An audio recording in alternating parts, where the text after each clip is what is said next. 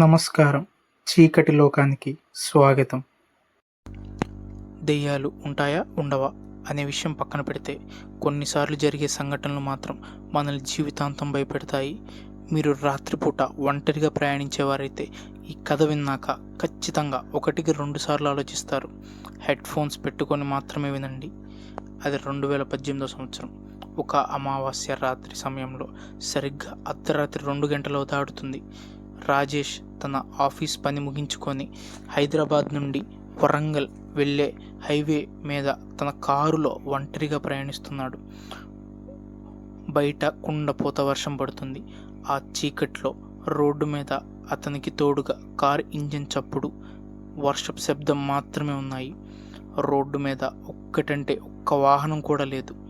అంతా మామూలుగానే ఉంటుందనుకున్న సమయంలో హఠాత్తుగా కారు లైట్ బ్లింక్ అయ్యి ఒక్కసారిగా ఆగిపోయాయి. ఇంజన్ కూడా ఆగిపోయింది. చుట్టూ చిమ్మటి చీకటి అలుముకుంది.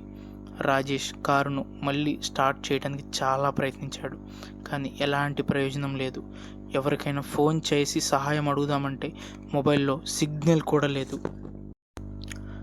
దిక్కుతోచని స్థితిలో భయంగా చుట్టూ చూస్తున్న రాకేష్ కారు ముందున్న మసక వెలుతురులో దాదాపు 50 అడుగుల దూరంలో ఎవరో నిలబడినట్టు కనిపించింది. కళ్ళు చిట్లించి చూస్తూ తెల్లటి చీర కట్టుకొని తలదించుకొని ఒక మహిళ రోడ్డు మధ్యలో నిలబడి ఉంది.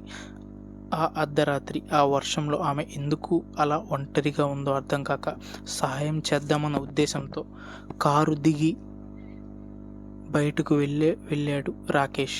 మేడం, ఏమైనా సహాయం కావాలా అని గట్టిగా అడిగగా ఆ మాట వినగానే ఆమె నెమ్మదిగా తలపైకెత్తింది. ఆమె మొహం చూసి రాకేష్ గుండె ఆగిపోయినంత పని అయింది. ఆమెకు కళ్ళు లేవు. ముఖం సొగభాగం దారుణంగా కాలిపోయి ఉంది. ఆ భయంకరమైన రూపాన్ని చూసి ప్రాణభయంతో వణికిపోతూ వెనక్కి పరిగెత్తి గబగబా కారులో కూర్చొని తలుపులు వేసుకొని భయంతో దేవుణ్ణి తలుచుకుంటూ వణుకుతూ చేతితో కీ తిప్పాడు. అదృష్టవశాతం ఈసారి కార్ స్టార్ట్ అయింది. అమ్మయ్య, బతికిపోయాను అని ఊపిరి తీసుకొని కారును వేగంగా ముందుకు పొనిద్దాం అనుకున్నాడు. కానీ అప్పుడే వెనక నుంచి ఒక చల్లటి భయంకరమైన గొంతు వినిపించింది. నన్ను వదిలేసి ఎక్కడికి వెళ్తున్నావు రాకేష్?